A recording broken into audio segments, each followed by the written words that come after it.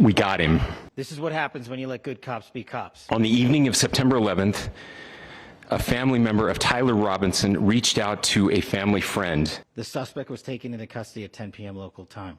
Who contacted the Washington County Sheriff's Office with information that Robinson had confessed to them or implied that he had committed the incident. Investigators interviewed a family member of Robinson who stated that Robinson had become more political in recent years. The family member also stated Kirk was full of hate and spreading hate. The family member also confirmed Robinson had a gray Dodge Challenger. To my friend Charlie Kirk, rest now, brother. We have the watch, and I'll see you in Valhalla.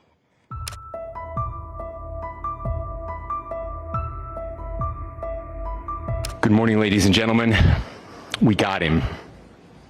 On the evening of September 11th, a family member of Tyler Robinson reached out to a family friend who contacted the Washington County Sheriff's Office with information that Robinson had confessed to them or implied that he had committed the incident.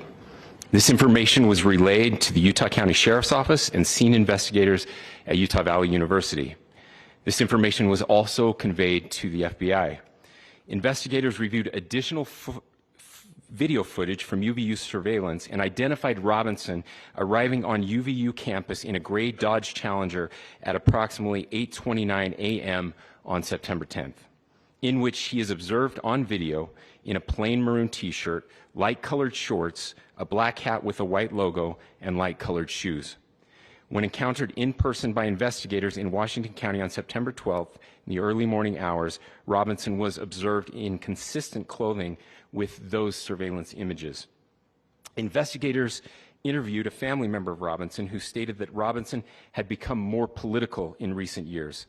The family member referenced a recent incident in which Robinson came to dinner prior to September 10th, and in the conversation with another family member, Robinson mentioned Charlie Kirk was coming to UVU.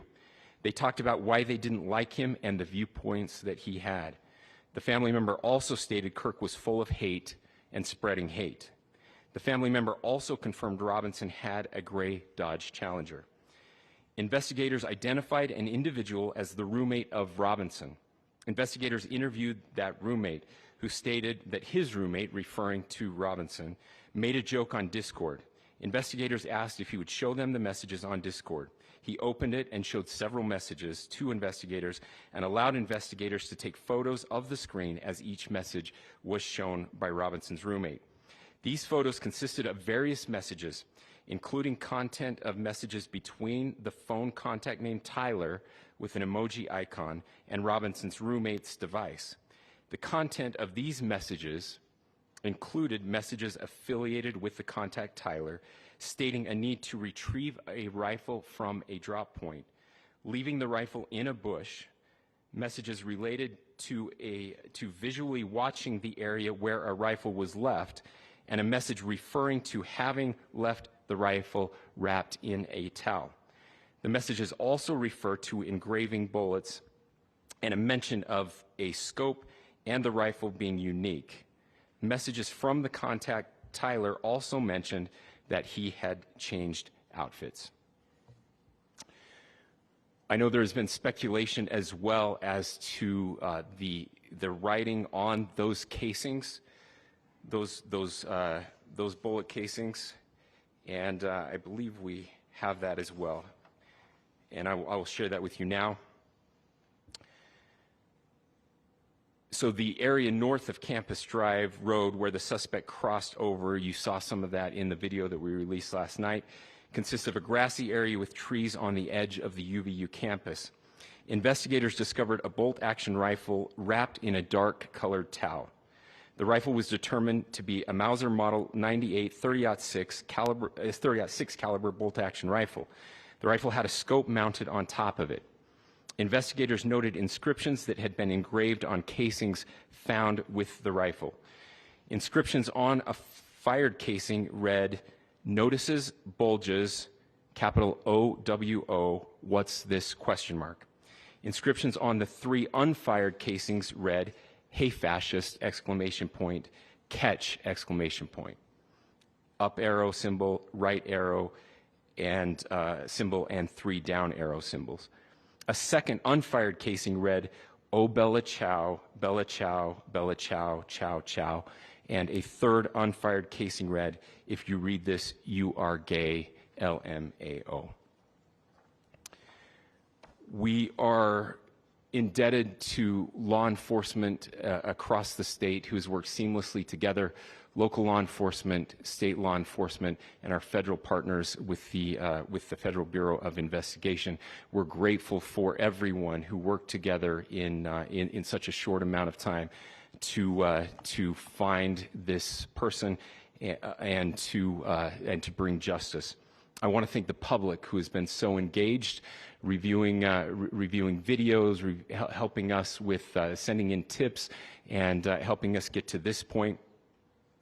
I want to thank the family members of Tyler Robinson who did the right thing in this case and were able to bring him into to law enforcement as well. I especially want to thank the family of Charlie Kirk, Erica, Charlie's parents, his children. I want us to be thinking of them as we bring justice in this case. They will be involved in that justice. We will be working very closely with them as we move through this process as well. This is a very sad day for our country, a terrible day for the state of Utah, but I'm grateful that at this moment we have an opportunity to bring closure to this very dark chapter in our nation's history. With that, I will now turn the microphone over to the Director of the FBI, Kash Patel. Thank you, Governor. This is what happens when you let good cops be cops. The FBI and our partners are proud to stand here today together to bring justice to the family of Charlie Kirk and honor his memory. I want to express my deep gratitude to President Trump, the Vice President, and the entire White House who have been so incredibly supportive with both resources and just personally to the FBI as a team. They had our backs the entire way, and I just want to express my gratitude for giving us the resources we need to operate in this space to bring this sort of justice at this sort of speed. In 33 hours, we have made historic progress for Charlie. Governor Cox, our partnership has been absolutely incredible these last few days. Our partnership will endure. Your state and local partners, your sheriffs, your DPS community has been unbelievably impressive in the hardest of times. And a case like this cannot be solved, cannot be brought without partnering with your state and local authorities. The FBI has a certain role to play, and we will play that role, and we will lead out for the federal government. But Governor Cox, we are so grateful for your state partnership that led out on this investigation. A little bit of the timeline. Charlie was shot at 12:23 p.m. on Wednesday. The first FBI agents arrived on scene in 16 minutes with chiefs of police at 12:39 and secured the scene. The FBI immediately launched fixed-wing assets. We utilized these assets to transport personnel, specialty technicians, hostage rescue teams. We also utilized these assets to go back and forth from the East Coast and here in Utah to transport forensic evidence and other evidence that will be analyzed and is being analyzed at our FBI laboratories in Quantico and other laboratories, including the ATF. At my direction, the FBI released the first set of FBI photos of the suspect at 10 a.m. local time on 9/11. Then, shortly thereafter, the FBI reward of $100,000 was released at 10:45 a.m. local. Myself and Deputy Director Bongino arrived on the scene at approximately 5:30 p.m. on 9/11. The governor led a press conference last night at approximately 8 p.m., where at my direction, the FBI released a never-before-seen video of the suspect. We also released new images to the public of the suspect. And just last night, the suspect was taken into custody at 10 p.m. local time. In less than 36 hours, 33 to be precise, thanks to the full weight of the federal government and leading out with the partners here in the state of Utah and Governor Cox, the suspect was apprehended in a historic time period. And I want to highlight what Governor Cox said. This would not have been possible without you, the media, and you, the public. That's why we went so public, so fast, and we're so transparent, and we're committed to that transparency. The crime scene, just a little bit there. It is a large crime scene. State and local authorities, along with federal authorities, processed that crime scene quickly. And I even had the ability to walk through that crime scene and walk through the steps the suspect took to learn more about what was needed and what resources we needed to bear to create a full picture for the FBI and leadership back in Washington. Furthermore, thankfully to state and local partners, forensic evidence has been seized and continues to be garnered. Forensic evidence has already been evaluated at FBI laboratories in Quantico and state and local authorities here. We will continue to process evidence as we see it, as we collect it, and we will continue to deliver it to Governor Cox and his team. Last night, we had a total of approximately 7,000 leads. As of this morning, thanks to your great work, we have over 11,000 leads that were called in to the FBI. And we are running out every single lead that we can. Every one of those leads will be run out. The arrest is a testament to the dedication of good law enforcement being great and partnerships in law enforcement, which I've tried to highlight as my tenure as the director of the FBI. There is no better relationship for law enforcement than the FBI to partner with state and local authorities, and you've seen it here in these last few days. The FBI Salt Lake Field Office, along with our offices in LA, Phoenix, Denver, San Antonio, Las Vegas, Pittsburgh, Buffalo, our headquarters component in Quantico, all participate in the FBI.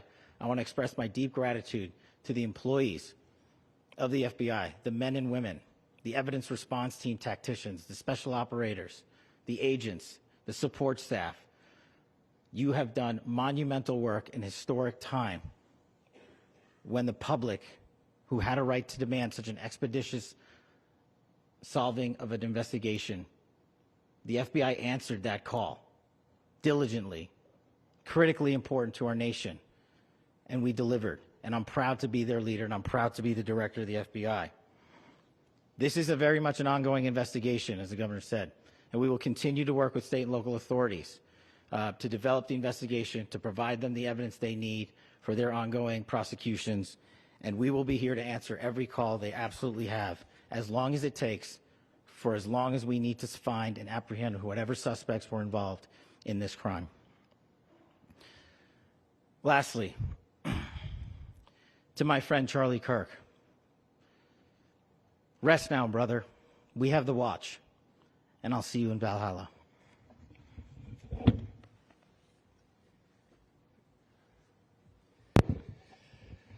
Thank you, and good morning.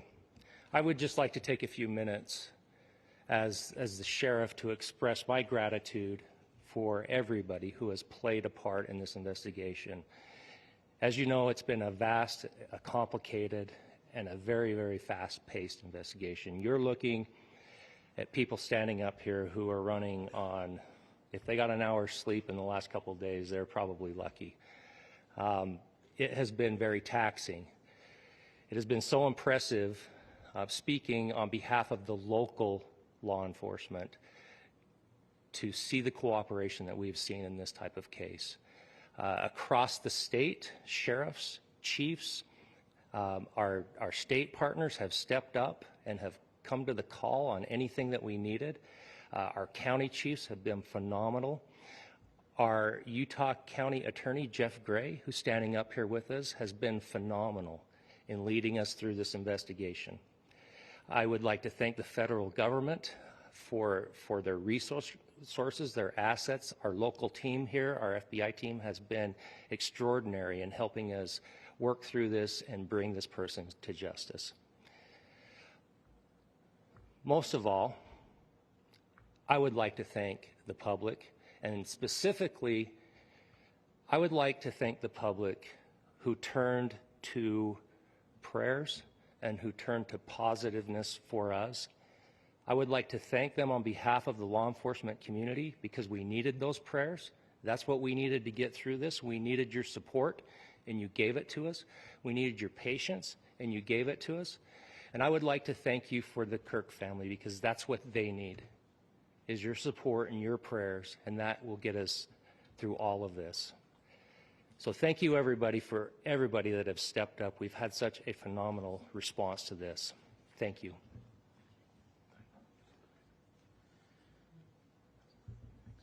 I also want to give a special thanks to the Attorney General and the Department of Justice. Their unwavering support and their commitment to justice is shown true here. And without AG Bondi and Deputy Attorney General Todd Blanche and the resources they brought to bear, we would not have been able to complete our mission. And I just want to say special thanks. It's an honor to be a part of the Department of Justice. Thank you again to our incredible law enforcement team who has worked so hard. Sheriff, I got a solid 90 minutes last night, so I'm probably the most well-rested person up here. Ladies and gentlemen, I get the microphone, so I hope you'll permit me a moment just to share a few more thoughts about where we are and how we got here and maybe a little bit of where we go from here. I don't want to get too preachy, but I think it's important that we, with eyes wide open, understand what's happening in our country today. I've heard people say, well, why are we so invested in this? There's violence happening all across our country, and violence is tragic everywhere, and every life taken is a child of God who deserves our love and respect and dignity. This is certainly about the tragic death, political assassination of Charlie Kirk. But it is also much bigger than an attack on an individual. It is an attack on all of us. It is an attack on the American experiment. It is an attack on our ideals. This cuts to the very foundation of who we are, of who we have been, and who we could be in better times. Political violence is different than any other type of violence for lots of different reasons. One, because in the very act that Charlie championed of expression, that freedom of expression that is enshrined in our founding documents, in having his life taken in that very act, makes it more difficult for people to feel like they can share their ideas, that they can speak freely. We will never be able to solve all the other problems, including the violence problems that people are worried about, if we can't have a clash of ideas safely and securely. Even, especially those ideas with which you disagree. That's why this matters so much. Over the last 48 hours, I have been as angry as I have ever been, as sad as I have ever been. And it was, as anger pushed me to the brink, it was actually Charlie's words that pulled me back.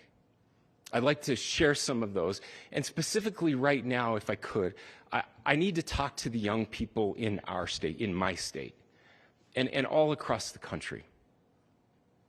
As President Trump reminded me, he said, you know who really loved Charlie? The youths. And he's right. Young people loved Charlie, and young people hated Charlie.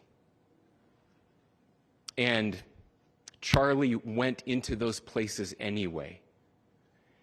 And these are the words that have helped me. Charlie said, when people stop talking, that's when you get violence. He said, the weak can never forgive. Forgiveness is the attribute of the strong.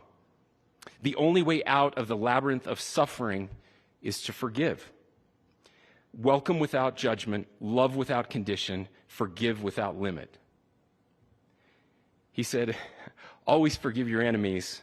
Nothing annoys them so much. A few months ago, I referenced this last night, Charlie posted to social media, when things are moving very fast and people are losing their minds, it's important to stay grounded. Turn off your phone, read scripture, spend time with friends, and remember, internet fury is not real life. It's going to be okay. He again said, when you stop having a human connection with someone you disagree with, it becomes a lot easier to commit violence. he said, what we as a culture have to get back to is being able to have a reasonable agreement,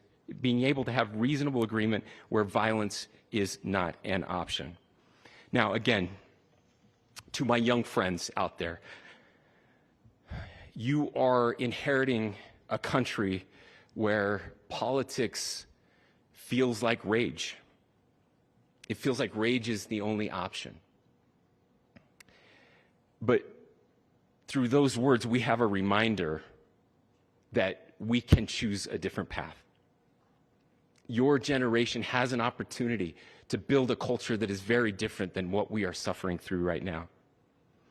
Not by pretending differences don't matter, but by embracing our differences and having those hard conversations.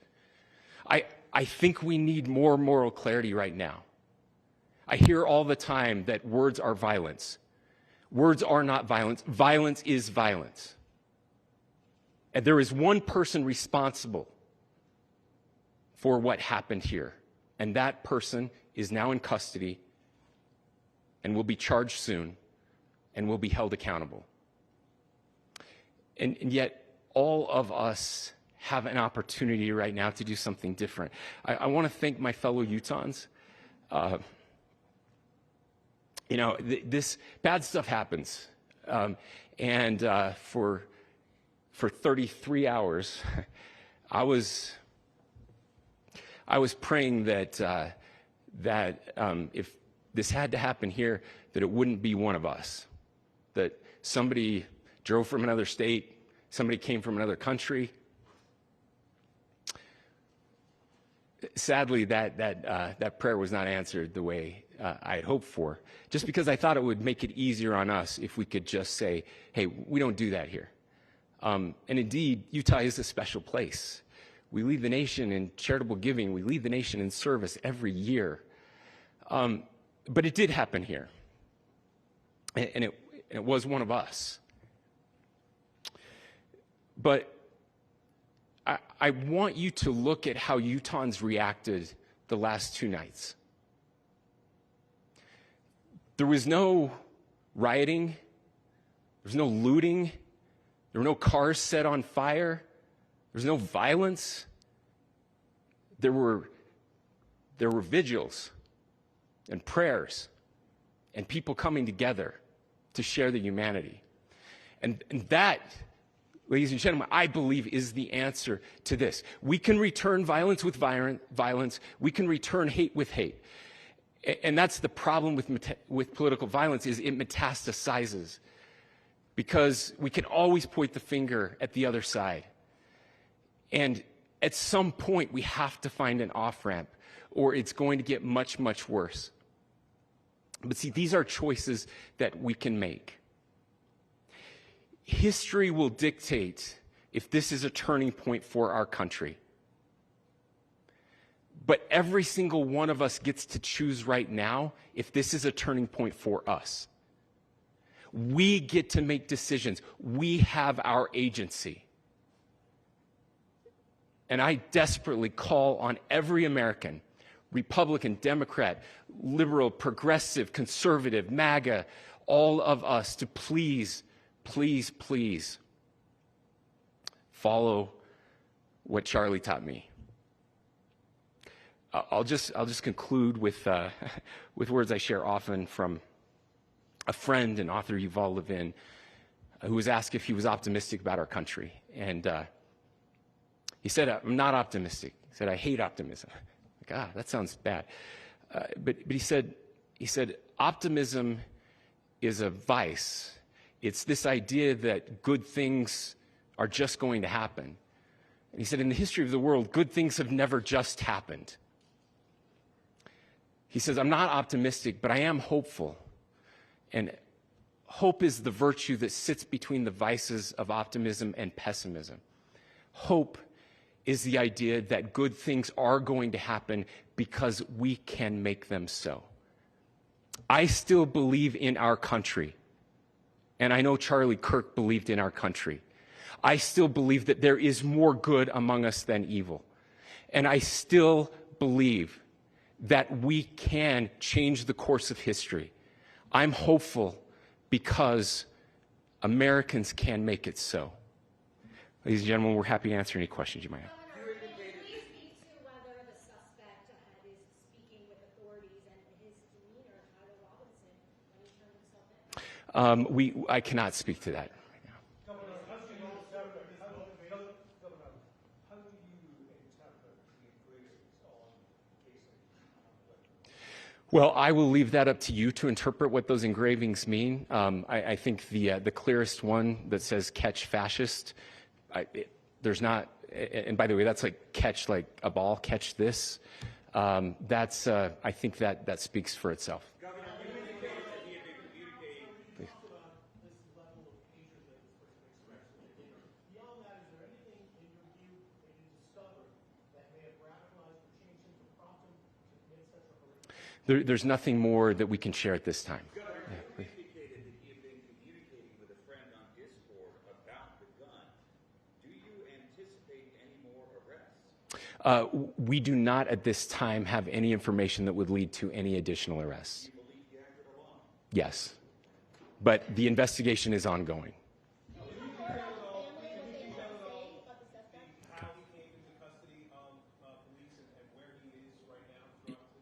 Yes, so right now, Mr. Robinson has been booked into the Utah County Jail.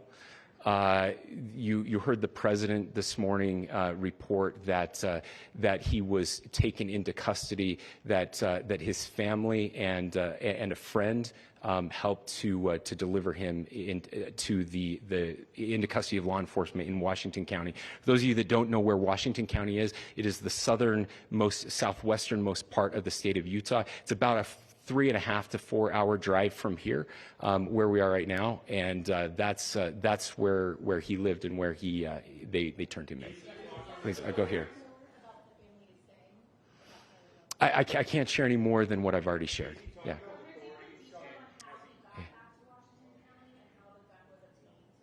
So how we obtained the gun? The gun was found here.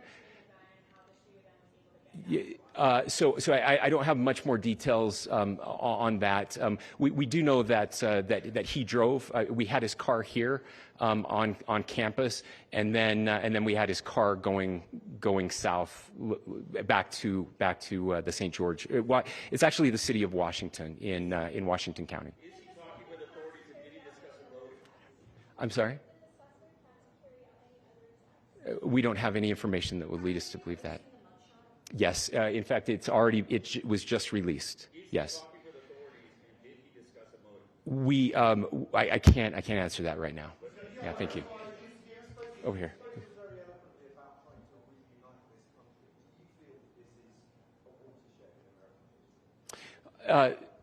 I absolutely believe that this is a watershed in American history. Yes. The question is, what kind of watershed? And that chapter remains to be written. Is this the end of a dark chapter in our history, or the beginning of a darker chapter in our history? Look, I mean, if you look at true political assassinations in this country of someone of this stature, this feels a lot like the late 60s, and having one so gruesomely displayed on camera in all of our hands and in all of our pockets. We are not wired as human beings biologically, historically.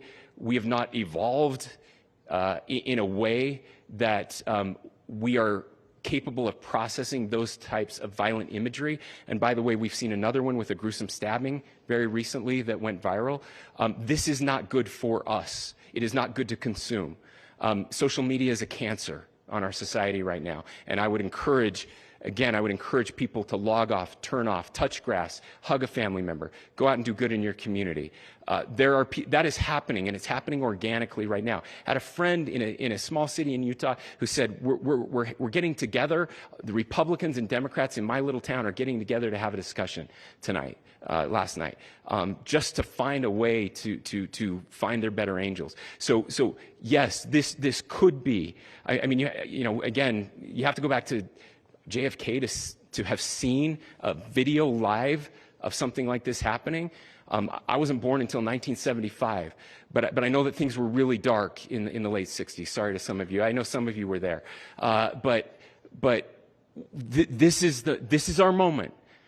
Do we escalate, or do we find an off-ramp? And again, it's a choice. It's a choice, and every one of us gets to make that choice. Two more questions right here. Could we clarify that the release of those enhanced images at 8 p.m. the timeline that Director Patel gave us led to the arrest at 10 p.m.? Is there a direct connection between those two events? I cannot comment if there is a direct connection or not, but all I can say is that through some process, the family came to know that this had happened. One more thing, Governor. Could you just clarify the clothing issue you mentioned earlier? Was he changing outfits? Correct. Yes. So when he's first spotted on campus, he has different clothing on, and then he changes clothing on the roof, and then changed back into that clothing at some point, so that when he was apprehended, when he was arrested, the clothing matched the clothing he had on before the shooting here at UVU. Last question here. Yes. Suspect was freshly caught. Can you kind of tell us a little bit more about where, and was he a student here at the student, and is there any history of mental illness? Yeah. So I don't have any information on the mental illness part. He was not a student here at UVU. He was living and had lived for a long time with his family in Washington County, in the southernmost part of our state. Thank you, everyone, for your great work in getting this information out. I just say, process-wise, this may be important. I know many of you aren't familiar with the process in Utah. I think it's important that you understand that. Basically, we have 3 days for charging documents to be filed. A CI will be filed. We'll have more information then, more detailed information as those charging documents are filed in preparation for a preliminary hearing. So 3 days. So we would anticipate then that early next week those charging documents will be filed. We will obviously be working. The county attorney will be working very closely with Mr. Kirk's family as those documents and decisions are prepared and made. Thanks, everyone.